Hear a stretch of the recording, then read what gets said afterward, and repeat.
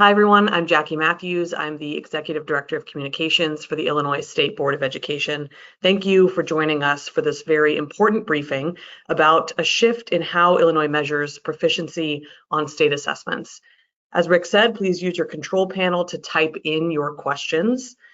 After this webinar, we will post both the slides and a recording of the webinar, as well as a robust communications toolkit to help you share about this change with your school communities. And we'll be adding resources to that toolkit tomorrow and probably through Friday as well.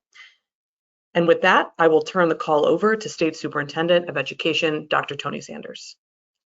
Good afternoon, everybody. It's so good to be with you this afternoon. I want to congratulate you all on the start of a great 2025-26 school year so far. I know Sarah and I had 3 children start back in school today. I know many of you are coming back in either this week or next week. I want to apologize that this is so late in the day, but I did not want to pull you away from any of your back to school activities. And I figured 4 o'clock, while later in the day, at least would allow you to get all your buses back in and make sure all your kids were home safe before you joined a webinar. I also want to note that our presentation today is going to be a little bit more technical at times, but I want you to understand how we framed and shared this out with the media and with legislators so that you're ready and able to talk about the new cut scores here in the state as we continue to communicate these. So as you probably have heard, the State Board of Education today at its board meeting voted on new right-sized and unified performance levels for all Illinois state assessments. That includes the Illinois Assessment of Readiness, the Illinois Science Assessment, and of course our ACT exam. District superintendents across the state and I have known for years that we've had a problem with the cut scores for proficiency on our state assessments. In fact, it's such a big problem that 500 school districts and superintendents have signed on to Vision 2030, which sets a goal actually for us to fix this misalignment and how we are so far apart from the national norms. Our adoption of the ACT this year as our new high school assessment meant that we had to establish new cut scores.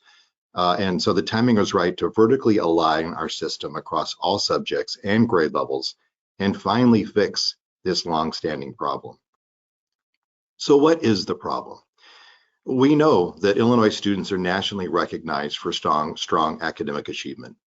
From the National Assessment on Educational Progress, which is the nation's only common measure of student achievement, to national rankings, to advanced placement metrics, to studies of post-pandemic recovery, to other trusted indicators of student success like graduation rates, Illinois students are performing exceedingly well. Yet our own scores did not reflect that. In fact, this chart really shows you an interesting statistic. 2/3 of our Illinois high school graduates go on to enroll in a 2 or 4 year college within 1 year of graduating. That's pretty amazing data. But our state assessment said that less than half that number of students were proficient in English language arts, and an even smaller percentage were proficient in math. Put simply, as currently designed, our proficiency rates do not reflect the reality of student progress. They're misaligned with what it actually takes to succeed in college and careers. And that misalignment has real-world consequences. Students being denied opportunities for acceleration, misidentifying students as needing interventions, or believing, as I've said before, and you've heard me say before, that they're not ready to go to college. So before we go further, I know you know these terms, but I want you to be fully armed with information as you are talking to your publics. So I want to go through them one more time about what we mean when we talk about performance levels and proficiency. Performance levels are categories of achievement on a state assessment. The cut score are the specific scores that separate each level. They are the score ranges that divide the full spectrum of performance. You all know that federal law requires us to administer state assessments and to report out about student performance annually. But each state gets to decide for itself how many performance levels there are, where the cut scores fall, and which levels count as proficient. And proficiency means a student is on track for their grade level. The proficiency benchmark is the cut score that divides the performance levels that qualify as proficient from those that do not. It's the minimum score a student needs to be considered proficient. I want to make it very clear. Being not proficient does not mean a student cannot read. It doesn't mean that a student cannot do math. It just means that their performance level reflects the ability at that time. For example, on English language arts, they may not have the depth or breadth of knowledge around one element of reading, writing integration, evaluation, or something else within that standard. Our Illinois learning standards will remain the same, rigorous and establishing high expectations about what students need to be taught. But we need to right-size our performance levels and proficiency benchmark to better align those standards as well as other measures of academic progress.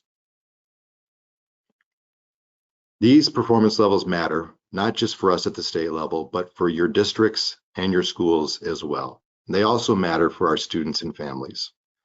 Families see these performance levels, of course, on their child's report card. The media, the public, and schools use these levels of proficiency to track progress from year to year.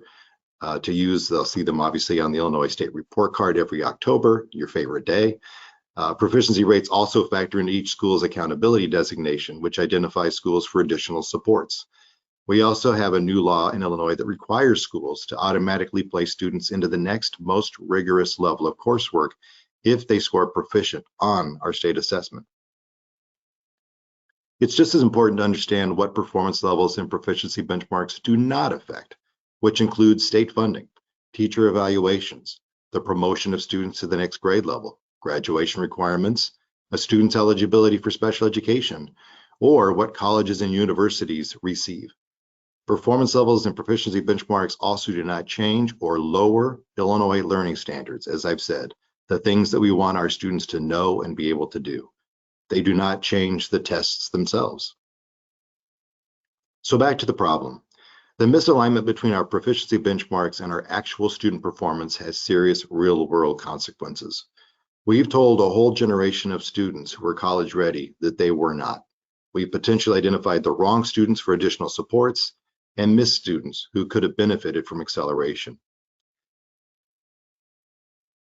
As you get media calling you or legislators calling you, I'm going to implore upon you to use your own data, use your own stories from your school districts to talk about this issue.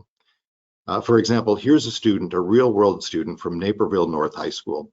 This student had a 3.9 grade point average, took 7 AP courses. They earned 2 industry certifications, participated in a basketball, competitive marching band, and actively volunteered. And I think we would all agree that this is an ideal student to go to college. But our assessment scores told them they were not proficient and that they were not college ready. I'll give you another example. This is a student from Liberty High School who had a 3.75 GPA, took 4 AP and 2 dual credit courses, in addition to maintaining consecutive year-round employment and participating in multiple co-curricular activities. They're the exact kind of student colleges and universities are looking for and should be encouraged to go to college. And yet again, our state assessment told this child that they were not proficient. These are not isolated stories. It's the mixed messaging that's been happening to real students across Illinois for the last 8 years. I'm going to give you one more example. This is a stellar student who had a 4.0 GPA, had taken 6 dual credit courses, engaged in a consistent summer employment and work-based learning, and was involved in 10 different clubs and leadership activities. And again, our scores told them they were not proficient. What if they had listened to what our assessments had told them? Maybe they would not have enrolled in those dual credit courses, or maybe not enrolled in AP classes. Maybe they wouldn't have pursued those leadership opportunities that they did. Thankfully, these students didn't listen to what their scores told them. They went off to universities and have been showing success. And again, as you get calls, please have stories like this at your fingertips that you can talk about in your districts because you know about these kids. So let's look at the actual problem statistically. Illinois actually has the most restrictive benchmarks in the country for English language arts and math proficiency. The National Assessment of Educational Progress, or the NAEP, is the only, as I said, the standardized test that's administered nationwide. And every couple of years, they come out with an updated chart like this. This chart shows the estimated score on the NAEP that a fourth grade student would need to score proficient in math on their local state assessment under our previous benchmarks. As you can see, it is harder in Illinois for a student to be considered proficient than anywhere else in this country. On the other NAEP subjects and grades, fourth grade reading, eighth grade math and reading, our Illinois benchmarks have always ranked in the top 4. In short, the state's performance levels do not match what students were achieving in classrooms. But it's not just about English language arts and math. It's actually also about science, where we found that our benchmarks were set too low. So while we were going through this process, we also right-sized our proficiency benchmarks to better align with real indicators of college and career readiness. In addition to misalignment between our performance levels and college and career expectations, we also lacked alignment across all of our different tests. And all of you superintendents and principals know this. Each test has had different numbers of performance levels with different names, causing confusion for families and making it harder for educators to use the data to prepare students for the next grade level. These misaligned benchmarks date back to decisions made 8 years ago to when the state adopted the SAT and set benchmarks far above what the College Board's own college readiness scores indicated. When the state adopted the SAT, it aligned the high school benchmarks to the benchmarks for the assessments for grades 3 through 8, which itself had not taken college and career readiness into consideration. In science, the U.S. Department of Education denied our request as a state to delay the setting of our performance level. This forced ISB to establish performance levels based on assessment data from 2021, which I'm sure you all remember was heavily impacted by the pandemic. Participation rates in 2021 were extremely low, and it was not representative of the statewide student population. And this resulted in a misaligned performance level for our science benchmark. Let me talk a little bit about the process. I've been very proud of the process that we followed to get this to a board vote earlier today. We centered on our values of transparency, collaboration, and rigor to drive this very important work. And I want to pause and give recognition to all of my teammates who did so much work to make this happen. Ray Clements and Angela in our Assessment and Accountability Office, our Chief of Staff, Kamako Patterson, and Chief Financial Officer, Matt Seaton, came with me to every feedback session. Our communications team attended every session to hear the feedback, process it, and give us a better idea of what you were thinking in the field. And I also want to thank you if you attended any one of our feedback sessions and gave us feedback that was so critical to this process. We launched this 18 months ago in March of 2024, although I've been talking about it long before then. We presented at over a dozen education conferences and regional convenings. We hosted a statewide listening tour with 9 in-person stops, touching every region of the state and engaging 1,900 educators, school leaders, and other members of our community. In addition to providing multiple opportunities for public comment, we actively sought the feedback of students, actually, representatives from higher education, and community members. And throughout the process, we actively communicated with all of you in the field, posting regular updates on our website, on social media, in our newsletters, and of course, providing board updates. Our process was led by educators in Illinois and validated by external experts. We started with policy leaders determining the number and names of the new unified performance levels. We then recruited over 100 educators and content specialists who are experts in Illinois learning standards to create performance level descriptors. These are rubrics that describe the range of performance within each performance level as it pertains to the learning standards covered by the assessment. If you've not had a chance to look at the performance level descriptors, I encourage you to do so. They're going to be key to a toolkit that we'll be sharing out with school districts. It's a great opportunity for you to engage in professional learning around our learning standards at the local level. We recruited nearly 150 teachers for a week-long convening here in Springfield, at which they took the assessment relevant to their grade and subject expertise for each item. And they evaluated its difficulty and determined whether a student at each performance level would be likely to get that item correct. It's actually called the modified Angoff system, in case you were wondering. This process led to the recommendation of our new cut scores. The entire process was guided by our Technical Advisory Council, which consists of 3 national assessment experts and 3 Illinois-based assessment experts. And we also had the process fully monitored and validated by external experts from the Center for Assessment. And again, finally, the State Board of Education, experts in their own right, voted and approved on these cut scores today at their board meeting. Our North Star in this effort was to align our performance levels and proficiency benchmarks to college and career readiness. In addition to evaluating the difficulty of test items based on Illinois learning standards and performance level descriptors, our educators and experts also considered vertical articulation, that each grade level should align to the grade level above and ultimately to that North Star of college and career success. They considered real-world placement data from Illinois colleges and universities, and our new performance levels aligned to ACT proficiency benchmarks to the score a student needs to get into college. The new ACT proficiency benchmark also aligns to the score a student needs to pass college coursework based on real data on student success probabilities.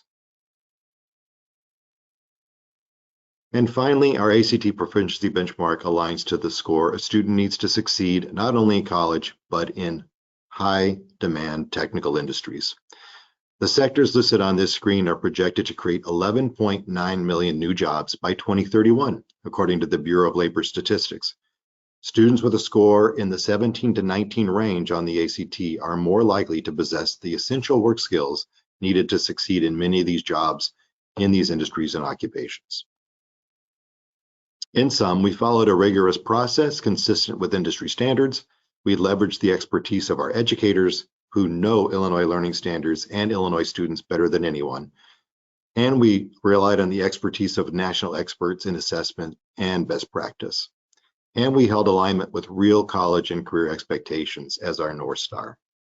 So let's talk about the results. I know that was a lot of background detail, but the process produced a result that I think will bring tremendous benefit to our students, families, and to all of you.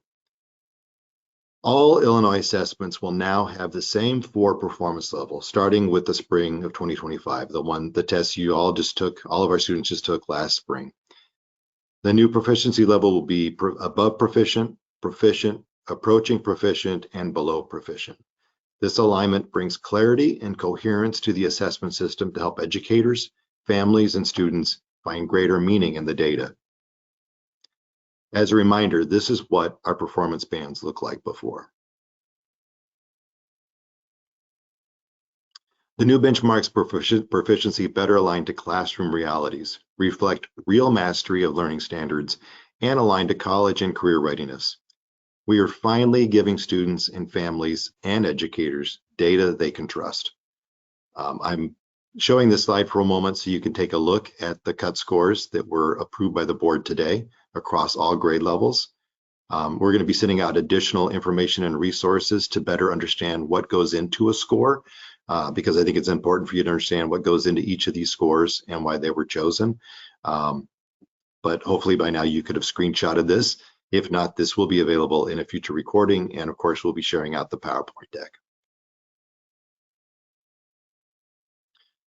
Ultimately, these changes will result in a truer picture of student performance.